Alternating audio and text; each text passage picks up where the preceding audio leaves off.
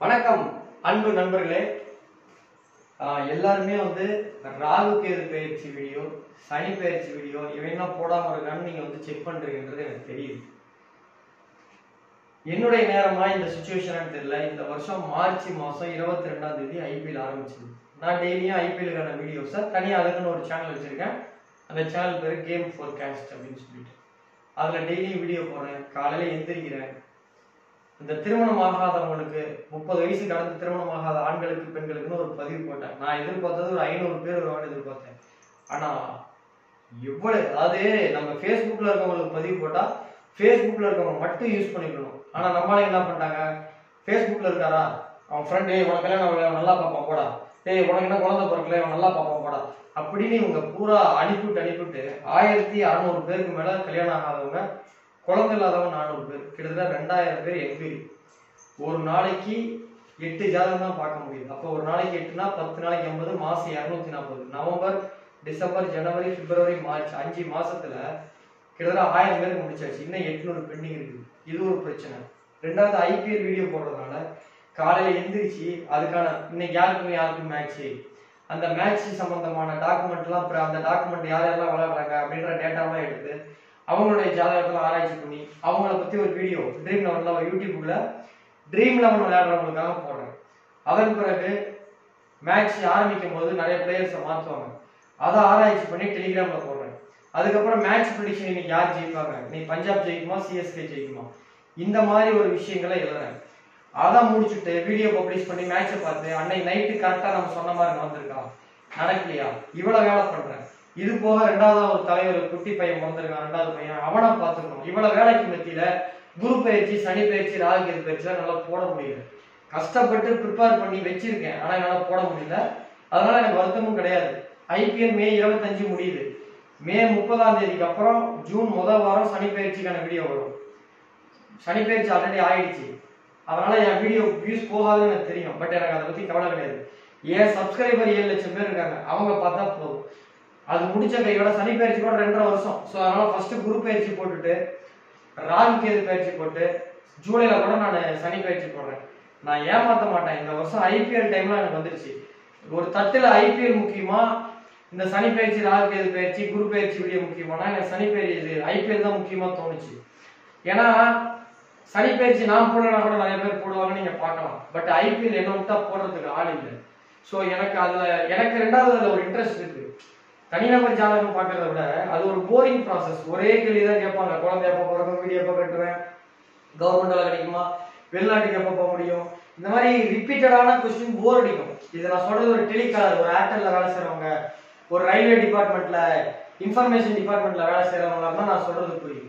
ஒரே கேள்விய ஒரு 15-20 கேள்வி தான். எப்ப வீடு கட்டலாம், எப்ப வேலை கிடைக்கும், எப்ப ப்ரொமோஷன் கிடைக்கும், எப்ப ஃபேமிலி ப்ராப்ளம் சரியாகும், எப்ப பூர்வீக சொத்து கிடைக்கும், அப்பா அம்மா கூட சண்டை எப்ப சரியாகும், ஒய்ஃபோட சண்டை எப்ப சரியாகும், பையன் படிப்பானா, இப்படி ஒரு 50 கேள்வியை ரிப்பீட்டடா கேட்கும் போது டிப்ரெஷன் ஆகுது, டென்ஷன் ஆகுது. பட் ஐபிஎல் எலெக்ஷன் அப்படின்ற போது புதுசா ஒரு விஷயத்தை கண்டுபிடிக்கும் போது ஒரு ஆராய்ச்சி பண்ற ஒரு ஃபீல் வருது, சந்தோஷம் இருக்கு. அதனால நான் ஐபிஎல் தான் முக்கியம்னு நினைச்சிட்டு நான் குரு பயிற்சி, சனி பயிற்சி, ராகு கேது பயிற்சி தள்ளி போட்டிருக்கேன். நான் கேன்சல் பண்ணல. வருஷம் ஐபிஎல் தமிழ் புத்தாண்டு மட்டும்தான் ரத்தாகும். இந்த தடவை சனி பயிற்சி, ராகு கேது பயிற்சி, குரு பயிற்சி எல்லாமே மாட்டிக்கிச்சு. பட் இது எல்லாமே நான் போடுவேன். எப்ப, ஜூன் முதல் வாரம் குரு பயிற்சி, 2வது வாரம் ராகு கேது பயிற்சி, ஜூன் கடைசி வாரம் சனி பயிற்சி. நம்ம சேனல்ல இருக்கவங்க பார்த்தா போதும், எனக்கு வெளியாளுகளே தேவையில்லை. ஏன்னா நான் ஏமாத்தான மாதிரி நீங்க லேட் பண்ற மாதிரி நீங்க நினைக்கலாம். பட் எனக்கு இதை விட அதுல எனக்கு சந்தோஷம் இருக்கு, ஒரு எக்ஸ்ப்ளோஷன் இருக்கு. இது போர் அடிக்குது, அதனால அதை நிப்பாட்டிட்டேன். ஸோ இந்த வீடியோ எதை பார்க்க போறோம் அப்படின்னா, இது வரைக்கும் 83 தேர்தல் கணிப்பு போட்டிருக்கோம்.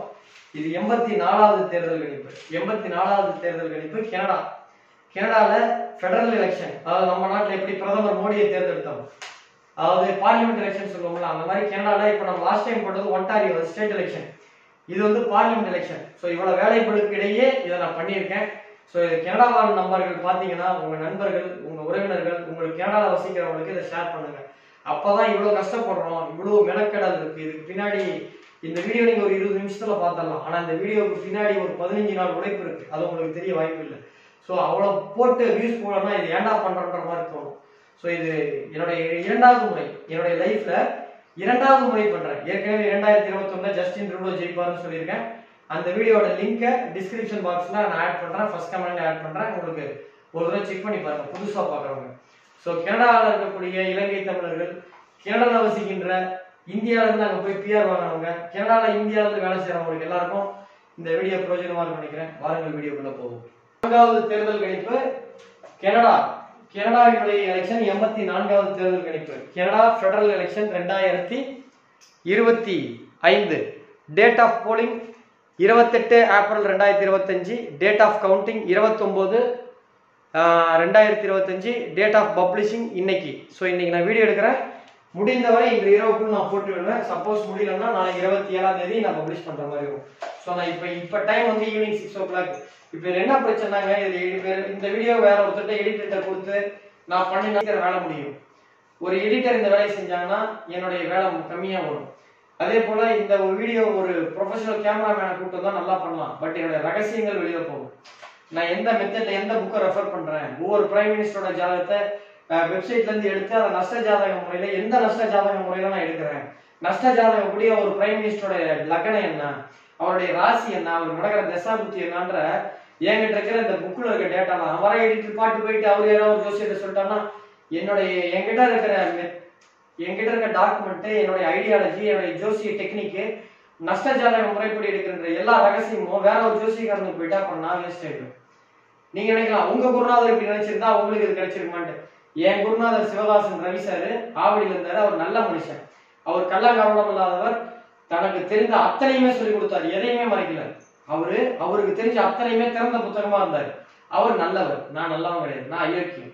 சோ என் புத்தி இப்படிதான் இருக்கும், எல்லாரும் ஒரே மாதிரி இருக்க மாட்டாங்க. அவர் நல்லவர், அவர் சொல்லி கொடுத்தாரு. நான் கெட்டவன், நான் சொல்லி கொடுக்க கூடாது, நம்மளுக்கு தெரிஞ்சு வச்சு நம்ம டெவலப் ஆகணும்னு நினைக்கிறேன். இதுல ஒன்றும் தப்பு கிடையாது. நான் யாரையும் கெடுக்க கிடையாது, யாருடைய வளர்ச்சி தடுக்க கிடையாது. என்கிட்ட இருந்து ரகசியம் வெளியில போக கூடாதுன்னு நான் ரொம்ப ஜாக்கிரதையா உஷாரா இருக்கேன், அவ்வளவுதான். ஸோ அதனாலதான் நான் யாரையும் வச்சு பண்ணல, அதனாலதான் டிலே ஆகுது சில வீடியோ. ரைட். ஸோ மொத்தம் எந்தெந்த கட்சி நிக்குது அப்படின்னு பார்த்தோம்னா பேக் வாங்க. So Canada federal election 2025. Date of polling April 28, 2025.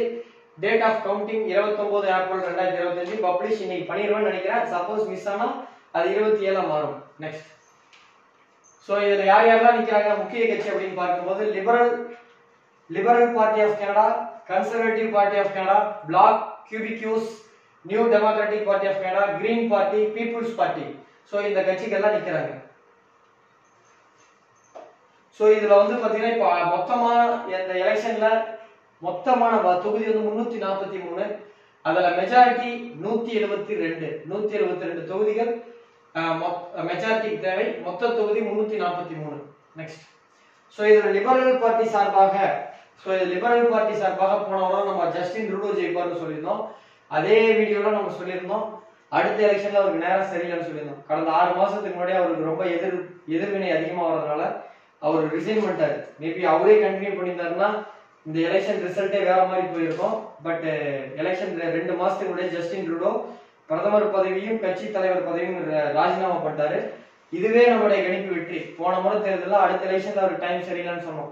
So இந்த டைம்ல நம்ம சொன்ன கணிப்பு நடந்துருச்சு. ஸோ அதே மாதிரி அவர் பதவி விலகிட்டாரு. ஸோ நல்ல வேலையா அவர் பதவி ராஜினாமா பண்ணிட்டாரு. இப்போ மார்க் கார்னே நியூ லீடரா இருக்காரு. ஸோ அவர் தான் இப்போ பிரதமராகவும் இருக்காரு, அந்த கட்சியினுடைய தலைவராகவும் இருக்காரு. ஸோ அவருடைய குவாலிஃபிகேஷன் நல்ல குவாலிஃபிகேஷன். ஸோ இவருடைய மாற்றத்தால நிறைய விஷயங்கள் மாறப்போகுது. ரிசல்ட்லயும் சரி, அவர் நல்ல குவாலிஃபிகேஷன். அவர் எப்படி நம்ம தமிழ்நாட்டில் வந்து இந்தியாவில் வந்து ரிசர்வ் பேங்க் ஆஃப் கவர்னர் சொல்றோம், அந்த மாதிரி bank of Canada, bank of இங்கிலாண்டோட கவர்னரா இது வரைக்கும் இருந்திருக்காரு. So reserve bank of governor. Next. இது அடுத்த பேக். அடுத்து கன்சர்வேட்டிவ், ப்ராக்ரெசிவ் கன்சர்வேட்டிவ் பார்ட்டில வந்து பாத்தீங்கன்னா யார் நிக்கிறா அப்படின்னா பைலே போலி நிக்கிறாரு. கியூபிக் சார்பாக இவரை பத்தி நம்ம ஏற்கனவே பேசியிருக்கோம். பிராங்கோயிஸ் பிளாங்க் செட் போன எலெக்ஷன்ல நம்ம பேசியிருக்கோம். அடுத்து நியூ டெமோக்ராட்டிக் பார்ட்டி சார்பாக இந்திய வம்சாவளியை சார்ந்த ஜெக்மத் சிங், இவரை பத்தியும் போன முறை நம்ம பேசியிருக்கோம். அடுத்து பீப்புள்ஸ் பார்ட்டி சார்பாக மேக்சிஸ் பெர்னில், கிரீன்ஸ் பார்ட்டி சார்பாக எலிசபெத் மே அவங்களாம் நிக்கிறாங்க. ஸோ இவங்களோட ஒவ்வொரு ஜாதகத்தையும் விளாக்குவோம். கடைசியா ஒரு 3 பேருக்கு தான் கடுமையான போட்டி, 2 பேருக்கு தான் கடுமையான போட்டி. அவங்களோட ஜாதகத்தை ஈக்குவலா பார்ப்போம். இப்போ லிபரல் பார்ட்டி ஆளும் கட்சி சார்பாக மார்க் கார்னே அவர் நிக்கிறாரு. ஸோ இவருடைய ஜாதகத்தை நம்ம பார்ப்போம். ஸோ இவருடைய ஜாதகம் இவருடைய ஜாதகம் பார்த்தீங்கன்னா 16 மார்ச் 1965 காலை 10 மணிக்கு என்னுடைய நஷ்ட ஜாதக முறைப்படி Fort Smith North West Territories கனடால பிறந்திருக்காரு. ஸோ இவருடைய ஜாதகத்தை பார்க்கும் பொழுது லக்கணம் ரிஷப லக்கணம், லக்கணத்திலே ராகு, லக்கணத்தில் ராகு பகவான் உச்சம் அடைஞ்சிருக்காரு. லக்கணத்தில் ராகு பகவான் உச்சமா இருக்காரு. ரெண்டாவதா லக்கணத்திற்கு 4ஆம் இடத்துல சந்திரன் திக்பலம் அடைகிறது. 4ஆம் இடத்தில் திக்பலம் அடைகின்ற கிரகம் 2, ஒன்னு சந்திரன், இன்னொன்று சுக்கிரன். அதுல இவர் ஜாதகத்துல சந்திரன் வந்து திக்பலத்தோட இருக்காங்க. ரெண்டாவது செவ்வாயும் பலமா இருக்காங்க. எப்படி அப்படின்னா செவ்வாய்க்கு வீடு கொடுத்த சூரியன் வந்து செவ்வாயுடைய 8ஆம் பார்வையில பாக்குறாங்க. எப்பயுமே செவ்வாய்க்கு விசேஷ பார்வை 4-8. ஒரு செவ்வாய்க்கு வீடு கொடுத்த கிரகத்தை விசேஷ பார்வையின் மூலமாக பார்த்தால் தான் நின்ற வீடு பலம் பெறுகிறது. அதன் காரணமாக செவ்வாய் பலம் பெறுகிறார். லக்கணத்துக்கு 7ஆம் இடத்துல கேது பகவான் உச்சம், லக்கணத்துக்கு 10ஆம் இடத்தில் சனி மூலத்திரிகோணம் அடைஞ்சிருக்காரு. அதே மாதிரி லக்கணத்துக்கு 10ல சுக்கிரன், லக்கணத்துக்கு லாபஸ்தானத்துல புதன் நீசம் அடைகிறார். ஆனா அவருக்கு வீடு கொடுத்த குரு பகவான் லக்கணத்துக்கு 12ஆம் இடத்துக்கு மறைகிறதுனால நீச்ச பங்கம் அடைகிறார். ஸோ இது ஒரு அற்புதமான ஒரு ஜாதக அமைப்பு. ஸோ இவருக்கு ஒரு நீண்ட காலமா அரசியல்ல நீடிக்கக்கூடிய ஒரு யோகம் உண்டு. ஸோ இவரோட ஜாதகத்துல நீங்க பாருங்க, குரு வந்து பாத்தீங்கன்னா சந்திரனை பாக்குறாரு, செவ்வாயை பாக்குறாரு. சனி வந்து பாத்தீங்கன்னா 3ஆம் பார்வையா குருவை பாக்குறாரு, 7ஆம் பார்வையா செவ்வாய் பாக்குறாரு. நம்ம பஞ்சமகா புருஷயோகத்துல சொல்லியிருப்போம் சனிக்கு சுக்கிரன் தொடர்பு. பஞ்சமகா புருஷயோகத்துல இதுல எத்தனை யோகம் இருக்கு பாருங்க. சனி சுக்கிரன் தொடர்பு 1, சனி 3ஆம் பார்வையா குருவை பாக்குறது 2, சனி 7ஆம் பார்வையா செவ்வாயை பாக்குறது 3, குரு தனது 5ஆம் பார்வையா செவ்வாயை பாக்குறது 4. அதே போல சனி பகவான் தனது 10ஆம் பார்வையாக உச்சமடைந்த கேதுவை பாக்குறாரு. சோ இப்படி ஒரு பலமான கிரக அமைப்புகள் இருக்கு. ரெண்டாவது செவ்வாய் தனது 8ஆம் பார்வையாக புதனை பார்க்கிறார், நீசமடைந்த புதனை. சோ இதெல்லாம் வந்து பாத்தீங்க அப்படின்னா பஞ்சமகா புருஷ யோகம், பஞ்சமகா புருஷ யோகம். சோ இந்த அமைப்பு இருக்கிறதுனால இவருக்கு நீண்ட கால அரசியல் யோகம் இருக்கு. சோ இது எந்த அளவுக்கு இந்த தேர்தல் இருக்குன்றத அடுத்தடுத்து தலைவர்கள் ஜாதகத்தை பார்த்துட்டு பார்ப்போம். அடுத்து ப்ராகிரசிவ் பார்ட்டி பைரி பொலிரி அவரோட ஜாதகத்தை பார்ப்போம். 3 ஜூன் 1979 காலை 11 மணி பிறந்திருக்காரு. அல்பர்டா இப்ப போயிருக்காரு. பைரி பொலி 3 ஜூன் 1979 11 மணி காலை கேல்கரி அல்பர்டா மாகாணத்துல பிறந்திருக்காரு. இவருடைய லக்னத்துல வந்து பாத்தீங்கன்னா சந்திரன் சனி சேர்க்கை இருக்கு. இது புணர்ப்பு தோஷம், கூடவே ராகு இருக்கு. அதே போல லக்கணத்திற்கு 7ஆம் இடத்துல கேது, லக்கணத்துக்கு 9ல செவ்வாய் வந்து ஆட்சி பெற்று இருக்கு. லக்கணத்துக்கு 9ஆம் இடத்துல சுக்கிரன் இருக்காரு. அதுவும் சொந்த நட்சத்திரமான பூர நட்சத்திரத்தில் இருக்காரு. சாரி அஸ்வினி பரணி நட்சத்திரத்தில் இருக்காரு. லக்கணத்துக்கு 10ல சூரியன் திக்பலத்துல இருக்கு. சோ இந்த ஜாதகத்துல என்னென்ன கிரகம் பலமா இருக்கு பாருங்க. லக்கணத்துக்கு 10ல சூரியன் திக்பலம், லக்கணத்துல சனி பலமா இருக்கு, லக்கணத்திற்கு 9ல செவ்வாய் வந்து ஆட்சி பெற்று இருக்கு, சுக்கிரன் சொந்த நட்சத்திரத்தில் இருக்காரு, குரு பகவான் பூச நட்சத்திரத்தில் இருக்காரு. அது என்ன சார் பலம் அப்படின்னா, குரு பகவான் இந்த லக்கணத்திற்கு 5, 8 குடையவர். 8 குடையவர் லக்கணத்திற்கு 6ஆம் அதிபதியான சனியினுடைய நட்சத்திரத்தில் இருக்கிறது பலம் பொருந்தியது. சோ இதுவுமே ஒரு நல்ல ஜாதகம் தான். ஆனா இவருடைய ஜாதகத்துல என்ன மைனஸ் அப்படின்னு பார்த்தோம்னா, லக்கணத்துல சனியாக இருக்கிறதுனால சில இடங்கள்ல இவர் மீடியால உளறிடுவார். எப்படி விஜயகாந்த் சார் வந்து சில இடத்துல ட்ரால்மெட்லாம் மீடியால கொஞ்சம் கோவப்பட்டுவார். அதாவது ஒரு விஷயத்த மூஞ்சிக்கு நேரா சொல்ற மாதிரி நாசுக்கா சொல்லணும் சில இடத்துல. அது கள்ளங்கபடம் இல்லாதவர்கள் அந்த டைம்ல வந்து ஓப்பனா பேசிடுவாங்க. அந்த மாதிரி சில விஷயங்கள்ல ஒரு கான்ட்ரவர்சி ஆயிடுவாரு. பட் ஆனா பொதுவா இது ஒரு நல்ல ஜாதகம், வலுவான ஒரு பிரதமர் வேட்பாளருக்கான தகுதி கொண்ட ஒரு ஜாதகம். அடுத்து பிளாக் கியூபிக்யோஸ் அவங்களுடைய கட்சி தலைவரான ஏவிஸ் பிராங்கோயிஸ் பிளான்ச்லெட் அவரோட ஜாதகம் 16 ஏப்ரல் 1965 பிறந்திருக்கார். காலை 10 மணிக்கு ட்ரமோண்டிவில் அப்படின்ற இடத்துல கியூபக்ல பிறந்திருக்காரு. சோ இவர் மிதன லக்கணம், லக்கணத்துக்கு 3ஆம் இடத்துல செவ்வாய், லக்கணத்துக்கு 5ல சந்திரன், லக்கணத்துக்கு 6ல கேது உச்சம், லக்கணத்துக்கு 9ல சனி மூல திரிகோணம், லக்கணத்துக்கு 10ஆம் இடத்தில் புதன் நீசம் அடைகிறார், லக்கணத்திற்கு 11ஆம் இடத்தில் சூரியன் உச்சம் அடைகிறார், லக்கணத்துக்கு 11ஆம் இடத்தில் சுக்கிரன், 12ஆம் இடத்தில் குரு ராகு. இதுவுமே ஒரு பலம் பொருந்திய ஜாதகம். ஜாதகத்துல பாருங்க என்னென்ன கிரகம் பலமா இருக்கு. லக்கணத்துக்கு 6ல கேது உச்சம், சனி மூல திரிகோணம், 10ஆம் இடத்தில் புதன் நீசம், 11ல சூரியன் உச்சம், உச்சமடைந்த ஒரு கிரகத்தோட சுக்கிரன் இருக்கு, 12ஆம் இடத்துல குரு. சோ இப்படி ஒரு பலமான கிரக அமைப்புகள் கொண்ட ஒரு ஜாதகத்தை தான் நம்ம பார்க்க போறோம். பட் இவரோட ஜாதகம் ஒரு வரைமுறைக்கு ஏற்பட்டது. ஸோ ஒரு கியூபக் அப்படின்ற ஒரு ஸ்டேட்ல இவர் ஜெயிக்கிறதுக்கான வாய்ப்புகள் அதிகம்.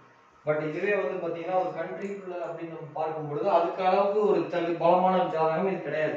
பட் ஆனா ஒரு டஃப் ஃபைட் கொடுக்கறதுக்கான ஒரு முகாந்திரம் ஜாதகத்துல இருக்கு. அடுத்து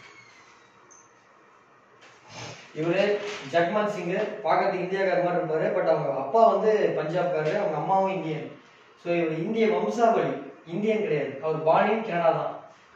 ஸோ 2 ஜனவரி 1979 ஈவினிங் காலை 6 மணிக்கு இவர் பிறந்திருக்கார். ஒன்டாரியோ மாகாணத்துல பிறந்திருக்கார். இவர் இங்க இருக்கிறதுலே இவர் மட்டும்தான் ஓரளவுக்கு யங்கஸ்ட் லீடர்.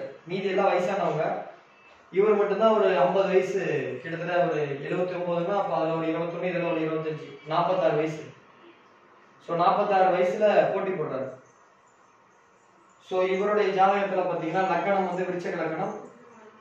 இவருடைய ஜாதகமும் நல்ல ஜாதகம். ஸோ லக்கணத்தில் விருச்சக லக்கணம், லக்கணத்தில் புதன் சுக்கிரன், லக்கணத்தில் புதனும் குருவும் திக்பலம். ஸோ இந்த ஜாதகத்துல லக்கணத்துல புதன் திக்பலம், லக்கணத்துக்கு 2ஆம் இடத்துல செவ்வாய் சூரியன் சேர்க்கை, 4ஆம் இடத்துல சந்திரன் கேது, 9ல குரு, 10ஆம் இடத்துல சனி வந்து பலம், லக்கணத்துக்கு 10ல சனி ராகு சேர்க்கை. ஸோ இது வந்து ஒரு ஆவரேஜான ஜாதகம். பட் அரசியல்வாதிக்கான ஜாதகம். பட் பிரதமரான அளவுக்கு ஜாதகத்தில் வாய்ப்பு இல்லை. அடுத்து கிரீன் பார்ட்டியினுடைய எலிசபெத் மே ஜாதகத்துக்கு போயிடலாம்.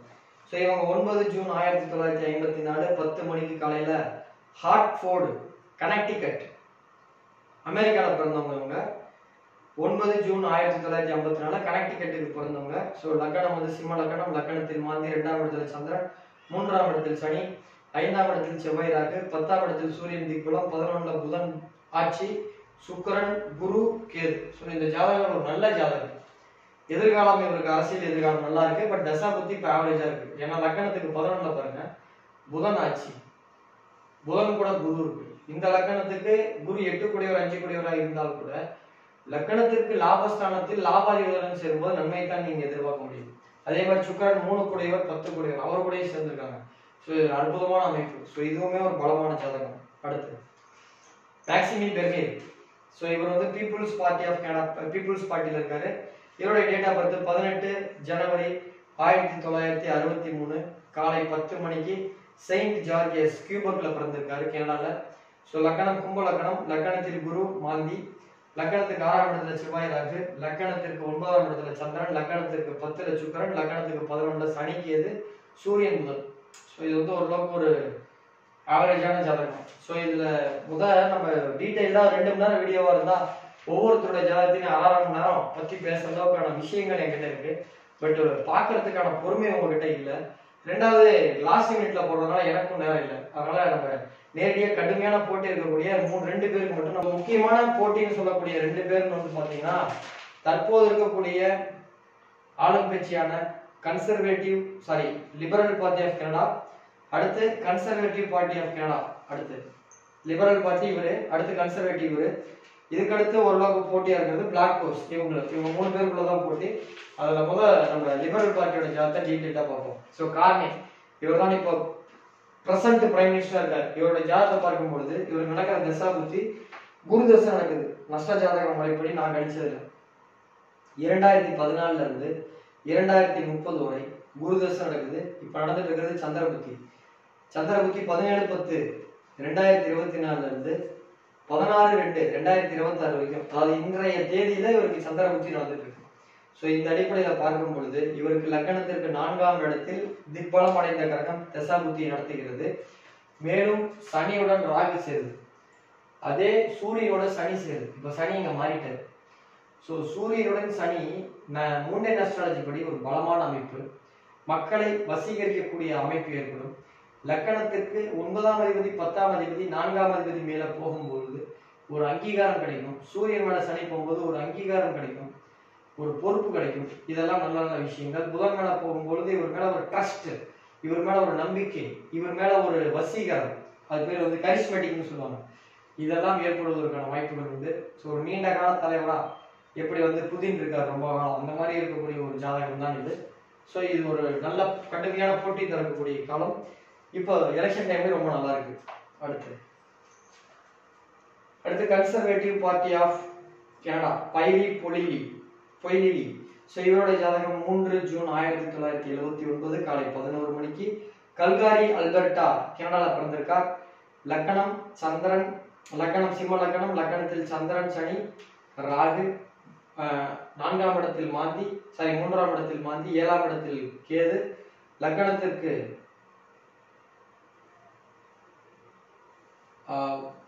9ல சுக்கிரன் செவ்வாய், 11ல சூரியன் புதன், 12ஆம் இடத்தில் குரு. ஸோ இது போன்ற ஒரு அமைப்பு இருக்கு. இவருக்கு இப்ப நடந்துட்டு இருக்கிறது குரு தசை. இவருக்கும் 3 மே 2020 இருந்து 3 மே 2036 வரைக்கும் நடக்குது. இப்ப நடக்கிற தசா புத்தி 2 ஜனவரி 2025 இருந்து 10/4/2027 வரைக்கும் இருக்கு. ஸோ இது வந்து ஒரு கடுமையான போட்டி தரக்கூடிய தசா புத்தி. லக்கணத்திற்கு 7ஆம் இடத்துல வந்து ராகு பகவான் வர்றது நல்ல விஷயம் தான். அதனால இவருக்கு வந்து கட்சியில உட்கட்சி பூசம்லாம் இல்லாம இவருக்காக வேலை செய்யக்கூடிய கட்சியிலேயே பல தரப்பட்ட விருப்பங்கள் மாற்றுகளுக்கு இருந்தால் கூட இவருக்காக வேலை செய்யக்கூடிய ஒரு எண்ணம் இந்த டைம்ல ஏற்படும். லக்கணத்துக்கு 8ஆம் இடத்துல சனி மறைகிறது ஒரு நல்ல விஷயம் தான். லக்கணத்தில் நின்ற கிரகம் ராகுடன் நின்ற கிரகம் மறைவு ஸ்தானத்திற்கு போவது நல்ல கிரகம். ஸோ அதனால இவர் ஒரு கடுமையான போட்டி தரப்படுறார். லக்கணத்துக்கு 11ஆம் இடத்துல குரு பகவான் இருக்கார். லக்கணத்திற்கு 8 கூடியவர் 11ஆம் இடத்துக்கு லாபஸ்தானத்துக்கு போய் தன்னுடைய 5ஆம் வீட்டை பார்க்கிறார். ஸோ இதுவுமே ஒரு நல்ல அமைப்பு தான். ஸோ இவருமே ஒரு டஃப் ஃபைட் கொடுக்கறதுக்கான வாய்ப்புகள் உண்டு. ஸோ ஜாதகம் நல்லா இருக்கு. அடுத்து அவருடைய ஏவிஎஸ் பிராங்கோயிஸ் பிளான்செட். இவருடைய டைம் வந்து 16 ஏப்ரல் 1965 காலை 10 மணிக்கு ட்ரமோண்டில் கியூபக்ல பிறந்திருக்கார். மிதன லக்னம், லக்கணத்திற்கு 3ல செவ்வாய், 5ல சந்திரன், 6ல கேது, 9ல சனி, 10ல புதன், 11ல சுக்கிரன் சூரியன், 12ல குரு ராகு. ஸோ இதுவுமே ஒரு நல்ல அமைப்பு. பட் வெற்றிக்குண்டான அமைப்பு கிடையாது. பட் நல்லா சீட்டு வாங்குறதுக்கான அமைப்பு உண்டு. லாஸ்ட் டைம் கூட நிறைய சீட்டு வாங்குவாங்க. ஸோ இதை நல்லா ஆராய்ச்சி பண்ணி பார்த்தா பேக் வாங்க ஃபுல்லா. ஃபர்ஸ்ட் ஜாதகம் இன்னும் பேக். இதுல ரொம்ப நம்ம சுகுரா போட்டு எல்லாத்தையும் பிரிச்சோம்னா மார்க் கார்னி பேக் வாங்க. இவருடைய ஜாதகம் லக்கணத்துல ராகு இருக்கு. இவருக்கு நடக்கிற தசா புத்தி குரு தசை சந்திர புத்தி. சந்திரன் லக்கணத்துக்கு 4 திக்பலமா இருக்கு. அடுத்து பைலைப்பொலி. இவருக்கு லக்கணத்திலே சந்திரன் இருக்கு. குரு புத்தி நடக்குது. லக்கணத்துக்கு 12ஆம் இடத்துல உச்சமா இருக்காரு குரு. லக்கணத்துக்கு 12ஆம் இடத்துல உச்சமா இருக்காரு. லக்கணத்துக்கு 10ல புதன் இருக்காரு. புதன் புத்தி நடக்குது 2 ஜனவரி 2025 இருந்து 10/4/2027 வரைக்கும். ஸோ புதன் பலமா சந்திரன் பலமானு பார்க்கும் பொழுது ரெண்டுக்குமே ஒரு டஃப் ஃபைட் இருந்தாலும் கூட கோச்சாரத்தின் அடிப்படையில நம்மளுடைய ஸ்ரீ பாலாஜி ஜோதிட ஆராய்ச்சி மையத்தின் சார்பாக 84வது தேர்தல் கணிப்பு. அதாவது ஒரு இப்ப எம்பி எலெக்ஷன் 40 நடந்தது இந்தியாவில் அப்படின்னா அந்த 40 சேர்த்திக்க மாட்டேன். அது ஒண்ணுதான். தமிழ்நாட்டுல இப்ப தமிழ்நாடு 234 சட்டமன்ற தொகுதி போட்டோம்னா அந்த 234 சட்டமன்ற தொகுதி வந்து 234 வீடியோ தேர்தல் கணிப்பு கிடையாது. அது ஒண்ணுதான். தமிழ்நாட்டுல 545 பார்லிமெண்ட் எலெக்ஷன்ல போடுறது அது ஒண்ணுதான். இந்த மாதிரி ஒரு ஸ்டேட்டை மட்டும் மொத்தமா இது வரைக்கும் போட்ட மாகாண தேர்தல் மட்டும் 84. அதுல கிட்டத்தட்ட 75 வெற்றி, ஒரு 9 பக்கம் தோல்வி. ஸோ 90% மேல நான் நல்ல ரிசல்ட் வச்சிருக்கேன். ஸோ இது எப்படி வரப்போகுதுன்னு தெரியல. பட் என்னுடைய ஜோதிட ஆராய்ச்சி படி ஸ்ரீ பாலாஜி எங்கேயோ இருக்குது கனடா, அங்க நடக்கிற எலெக்ஷன் பத்தி சேலத்துல தமிழ்நாட்டுல சேலம்ன்ற ஒரு ஊர்ல அம்மாப்பேட்டைன்ற ஒரு ஏரியால நான் கணிச்சிட்டு இருக்கேன். இது நடக்கலன்ற 2வது விஷயம். ஜோதிடத்தின் மூலமா வெறும் ராசி பலன் மட்டும் சொல்றது அடிப்படை விஷயம். அதை தாண்டி நாளைக்கு நடக்கிற ஒரு விஷயத்தை கணிக்க முடியும், அதை ஜோதிடத்தின் மூலமாக கண்டுபிடிக்க முடியும்ன்றது ஒரு அடுத்தடுத்த துல்லிய ஆராய்ச்சி. 20 வருஷத்துடைய கேன்சர்னா செத்து போயிடுவாங்க. ஆனா இன்னைக்கு வந்து அதுல lungs cancer, breast cancer, anal cancer, rectum cancer, prostate cancer, lungs cancer, heart cancer, brain tumour, blood cancer, இப்ப பெல்விக் கேன்சர்னு இப்ப நிறைய வந்துருச்சு. அதுக்கெல்லாம் மருந்து வந்துருச்சு, கீமோதெரப்பி. அந்த மாதிரி ஜோதிடத்துல இன்னும் துல்லியமா நம்ம போய் சொல்ல முடியும் அப்படின்ற ஒரு நிரூபிக்கணுன்றதுக்காக தான் கிரிக்கெட்டு, எலெக்ஷனு, இந்த மாதிரி ட்ரீம் லெவல்லாம் நான் பண்ணிட்டு இருக்கேன். ஸோ ஜோதிடம் என்பது உண்மை. இது மக்கள் புரிஞ்சுக்கணும். என்கிட்ட தான் அப்பாயின்மெண்ட் பார்க்கணுன்றது அவசியம் கிடையாது. ஒருத்தர் வந்து சித்த மருத்துவம் நல்லதுன்னா அந்த டாக்டர்கிட்டே போய் எல்லாரும் பார்க்க போறாங்க. அவங்க வீட்டு பக்கத்துல இருக்கவங்ககிட்ட பார்த்துக்க வேண்டியதுதான். அந்த மாதிரி நீங்க எங்கிட்ட தான் பார்க்கணுன்ற அவசியமே கிடையாது. பட் ஜோதிடம்ன்றது உண்மை. துல்லியமான நேரம், date of birth, time of birth, place of birth இருந்தா ஒரு மனிதனுக்கு ஏற்படக்கூடிய நல்ல நேரத்தை கணித்து அவருடைய வெற்றி அடையக்கூடிய சூழ்நிலைகள் சொல்லலாம். மோசமான தொழில எது போனாலும் நஷ்டம் வரும்ட்டு அந்த டைம்ல காலத்தை கடக்கலாம். ஸோ இது போன்ற நல்ல விஷயங்களுக்கு ஜோதிடம் பயன்படும். ஸோ இதனுடைய 84வது தேர்தல் கணிப்பு என்ன அப்படின்னா என்னுடைய கணிப்பு இப்ப பிரைம் மினிஸ்டரா இருக்கக்கூடிய மார்க் கார்னே மீண்டும் வருகின்ற திங்கட்கிழமை நடக்கின்ற தேர்தலில் வெற்றி பெற்று செவ்வாய்க்கிழமை வாக்கு எண்ணிக்கை முடிந்து மார்க் கார்னே அவர்கள் அறிவிக்கப்படுவார். அதிகபட்சம் புதன்கிழமை அல்லது அடுத்த வாரம் வெள்ளிக்கிழமைக்குள்ள அவர் பதவி பிரமாணம் ஏற்றுக்கொள்வார் என்பது ஸ்ரீ பாலாஜி ஜோதிட ஆராய்ச்சி மையத்தின் சார்பாக வெளியிடப்படுகின்ற ஜோதிட கணிப்பு. ஒருவேளை அது பலிக்கும் பட்சத்தில் அவர்லாம் இந்த வீடியோ பார்க்கறதுக்கான வாய்ப்பே கிடையாது. இருந்தாலும் நம்ம சொல்றோம், மார்க் கார்னே அவர்களுக்கு இனிய வாழ்த்துக்களும் பாராட்டுகளையும் தெரிவித்துக் கொள்வதில் ஸ்ரீ பாலாஜி ஜோதிட ஆராய்ச்சி மையம் மற்றற்ற மகிழ்ச்சி அடைகிறது. நெக்ஸ்ட், ஸோ மொத்தமுள்ள சீட்டு வந்து 343. அதுல மெஜாரிட்டி 172, லிபரல் பார்ட்டி 172ல இருந்து, அதாவது இப்ப நம்ம சொன்ன பார்த்தீங்களா காரணம் என்ன, அவர் கட்சி கண்டிப்பா மெஜாரிட்டிக்கு தேவையான சீட்டோட ஒரு 10 சீட்டாவது ஜாஸ்தியா வாங்கும். அதே போல கன்சர்வேட்டிவ் பார்ட்டி 135ல இருந்து 145 தொகுதி, அதாவது நம்ம இவரை பத்தி சொன்னோம்ல, நம்ம பைலட் போலி, அவருடைய கட்சி வந்து 130ல இருந்து 145 சீட் வரைக்கும் ஜெயிக்கும். அதே மாதிரி இந்த பிராங்கோயிஸ் பிளாக்ஸ்லெட் அவருடைய கட்சி பிளாக் கியூபிகிஸ் 25ல இருந்து 30 தொகுதிகள் ஜெயிக்கும். நியூ டெமோக்ராட்டிக் கட்சி அதாவது நியூ டெமோக்ராட்டிக் கட்சிங்கிறது அந்த ஜெக்மத் சிங் இந்தியாவோட வம்சாவளியா இருந்தார்ல, அவருடைய கட்சி 5ல இருந்து 10 தொகுதிகள் ஜெயிக்கும். மேடமோட கட்சி 1ல இருந்து 2 தொகுதி ஜெயிக்கும். அதர்ஸ் 5ல இருந்து 8 தொகுதி ஜெயிப்பாங்க. இதை ஸ்கிரீன்ஷாட் என்னுடைய கணிப்பு. ஸோ மீண்டும் அடுத்த ஸ்லைட். ஸோ இது வந்து என்னுடைய நம்பர். இது வரைக்கும் 84 தேர்தல் கணிப்பு போட்டிருக்கேன். இது வரைக்கும் என் ஃபோன் நம்பரே போடக்கூடாது, நம்ம வந்து ஒரு விளம்பரம் பண்ணிடக்கூடாது, நம்ம நம்பரை கொடுத்து என்கிட்ட ஜாதகம் பாருங்கன்ற மாதிரி ஒரு ஜோசியத்தை கண்டுபிடிச்சி அதை கேவலமா நம்பரை கொடுத்து அதை காசா மாற்றக்கூடாதுன்னு நான் ரொம்ப தெளிவா இருந்தேன். இது வரைக்கும் எந்த வீடியோலையும் என்னுடைய ஃபோன் நம்பர் போட்டதே கிடையாது. போடக்கூடாதுங்கிற ஒரு கொள்கையில் இருந்தேன். இப்போ ஏன் போட்டிருக்கேன்னு நீங்க கேட்கலாம். சமீபத்தில் கள்ளக்குறிச்சி சேர்ந்த ஒரு நபரும், இங்க எடப்பாடி சேர்ந்த சேலம் மேட்டூர் போற வழியில எடப்பாடி சேர்ந்த ஒரு நபரும், இந்த மற்ற யூடியூப் சேனல்ல நான் கொடுக்குற இன்டர்வியூ, அதே மாதிரி இந்த நியானால கலந்துக்கிற இன்டர்வியூ, இந்த தமிழா கலந்துக்கிற ஷோவெல்லாம் நெட்ல டவுன்லோட் பண்ணி அதை சின்னதா ஷார்ட்ஸ் மாதிரி யூடியூப்ல போட்டு அவனுங்க ஃபோன் நம்பரை போட்டுறானுங்க. ஃபார் அப்பாயின்மெண்ட் பாலாஜி ஹாசன் சொல்லி ஃபோன் பண்ணா எடுக்க மாட்டாங்க. வாட்ஸ்அப்ல மட்டும் மெசேஜ் பண்ணா என் போட்டோ நெட்ல இருந்து ஃபேஸ்புக்ல இருந்து டவுன்லோட் பண்ணி ஒரு டிபி போட்டாங்க. நான் தான் பாலாஜி ஹாசன் சொல்லி 5000 10,000 அக்கௌண்ட் நம்பர் கொடுத்து, ஏங்க நான் இருக்கிறது சேலத்துல, என் அக்கௌண்ட் அம்மாப்பேட்டையில, நான் தான் வீடியோலே சொல்றேன் சேலம் அம்மாப்பேட்டைன்னு. அப்படி ஒரு உண்மையா இருந்தா சேலம் அம்மாப்பேட்டை தானே இருக்கணும். எங்க அப்பா பேர் பெருமாள், அப்ப பி தானே பாலாஜி வரணும். வி பாலாஜின்னு அந்த ஊர்ல எவ்வளோ ஒரு அக்கௌண்ட் நம்பர் போல இருக்கு. வி பாலாஜி என்ன, வீணா என்ன வெற்றி கழகமா, இல்ல வீணா என்ன வேடியப்பனா, வி பாலாஜின்னு எவனோ ஒரு அக்கௌண்ட்ல ஒருத்தன் பணத்தை ஏமாத்துறான். அந்த மாதிரி யாரும் நீங்க ஏமாந்துட கூடாதுன்றதுக்காக விழிப்புணர்வு மெசேஜ். இது ஒண்ணுதான் என்னுடைய நம்பர் 8870990058. இந்த நம்பரை தவிர நான் வேற எந்த நம்பரையும் இது வரைக்கும் யூஸ் பண்ணதும் கிடையாது, இனிமே பண்ண போறதும் கிடையாது. அப்படி பண்ணா நான் வீடியோல அறிவிப்பு கொடுப்பேன். இந்த நம்பர் தவிர வேற எந்த நம்பருமே ஜோசியத்துக்காக நான் பயன்படுத்துறது கிடையாது. இதுல மட்டும் தொடர்பு கொள்ளுங்க. அது இப்ப இந்த வீடியோ பார்த்துட்டு உடனே தொடர்பு கொண்டா நமக்கு முடியாது. ஏன்னா நான் ஐபிஎல் வரைக்கும் மே 25 வரைக்கும் நான் ஃபுல் பிஸி. ஸோ மே 25 வரைக்கும் என்னால நீங்க அழைத்தாலும் நான் அப்பாயின்மெண்ட் எடுக்க முடியாது, என்னால பார்க்க முடியாது. பட் இது வந்து நீங்க ஜஸ்ட் ஞாபகம் வச்சுக்கோங்க. ஃபியூச்சர்ல கனடால இருக்கக்கூடிய மக்களா இருந்தாலும் சரி, இந்தியாவில் இருக்க மக்களா இருந்தாலும் சரி, ஃபியூச்சர்ல தேவைப்படும் பொழுது இன்னும் ஒரு 6 மாசம் கழிச்சோ, 1 வருஷம் கழிச்சோ, 2 வருஷம் கழிச்சோ, அப்ப என்கிட்ட ஜோசியம் பார்க்கலாம் நினைச்சா அப்ப இது ஒரு டைரியில நோட் பண்ணிக்கோங்க. போன்ல நோட் பண்ணிடாதீங்க. அப்புறம் வேற பாலாஜி கூப்பிடுறதுக்கு என்ன கூப்பிடுவீங்க, அதை மிஸ்டு கால் டார்ச்சர் வரும். ஸோ ஏற்கனவே நான் நம்ம அனுபவிக்கிறேன். அதனால ஒரு டைரியில் எழுதி வச்சுக்கோங்க. ஃபியூச்சர்ல தேவைப்பட்டா நீங்க என்ன கான்டாக்ட் பண்ணுங்க. காலையில Indian time for contact, Indian standard time படி, காலையில இந்தியா டைம் படி காலையில 11 மணில இருந்து 6 மணிக்குள்ள மட்டும்தான் போன் பண்ணணும். அது இந்தியாவில் இருக்கவங்க மட்டும்தான் தொலைபேசி அழைப்பு பண்ணணும். இந்தியாவில் இருக்கவங்க வாட்ஸ்அப்ல மெசேஜ் பண்றது, வாட்ஸ்அப்ல கால் பண்ணீங்கன்னா நாங்க ரெஸ்பான்ஸ் பண்ண மாட்டோம். வெளிநாட்டுல இருக்கவங்க, இந்தியாவை தவிர உலகெங்கிலும் இருக்கக்கூடிய வெளிநாட்டு தமிழர்கள் இதே நம்பருக்கு வாட்ஸ்அப்ல மெசேஜ் பண்ணுங்க, இல்ல கால் பண்ணுங்க. ஸோ வெளிநாட்டுக்காரங்க வாட்ஸ்அப் மூலியமா கான்டாக்ட் பண்ணணும். இந்தியாவில் இருக்கவங்க டைரக்டா சிம் கார்டு, போன் காலிங் மட்டும் தான் பண்ணணும். ரைட்.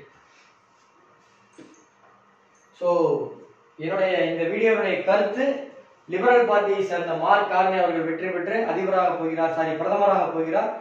கனடாவின் அடுத்த பிரதமர் இவர்தான் என்பது நம் ஸ்ரீ பாலாஜி ஜோதிட ஆராய்ச்சி மையத்தின் சார்பாக வெளியிடப்படுகின்ற கணிப்பு.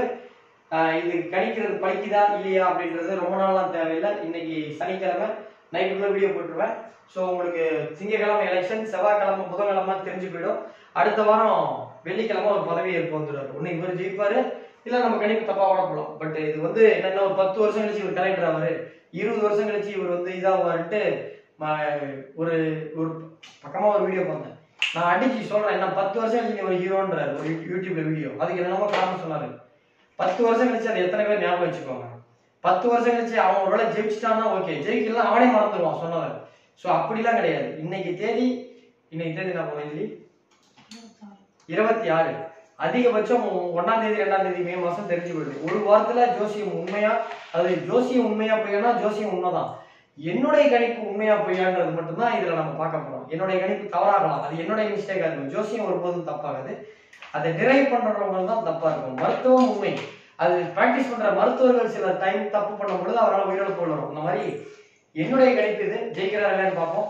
ஸோ இந்த வீடியோ கஷ்டப்பட்டு நான் தயார் பண்ணியிருக்கேன். இதனுடைய 6 பேருடைய ஜாதகத்தை எடுக்கிறதுக்கு நான் நஷ்ட ஜாதக முறைப்படி இந்த ஐபிஎல் இவ்வளவு அறிபறியிலையும் நான் ஒர்க் பண்ணியிருக்கேன். எனக்கு ஏதாவது உதவி செய்யணும்னு நினைச்சீங்கன்னா நீங்க கனடால இருந்து பாக்குறவங்க மட்டும் இந்த வீடியோட லிங்க் எடுத்து கனடால வசிக்கிற உங்க நண்பர்கள் குரூப், ஃபேமிலி குரூப்ல ஷேர் பண்ணீங்கன்னா எனக்கு ஒரு பெரும் உதவியா இருக்கும்.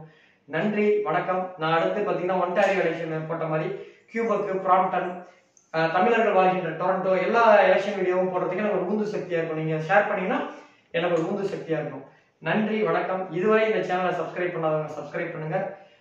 மிக விரைவில் இந்த ஐபிஎல் மே 25 முடியுது. அதுக்கப்புறம் ஒரு வாரம் கொஞ்சம் இந்த ஐபிஎல் எந்தெந்த மேட்ச் கரெக்டா இருந்துச்சு, எந்தெந்த மேட்ச் தப்பா இருந்துச்சுன்னு சொல்லி ஒரு அப்சர்வேஷன் ரிப்போர்ட் ரெடி பண்ணும். அது எனக்காக அடுத்த ஐபிஎலுக்கு தேவைப்படும்.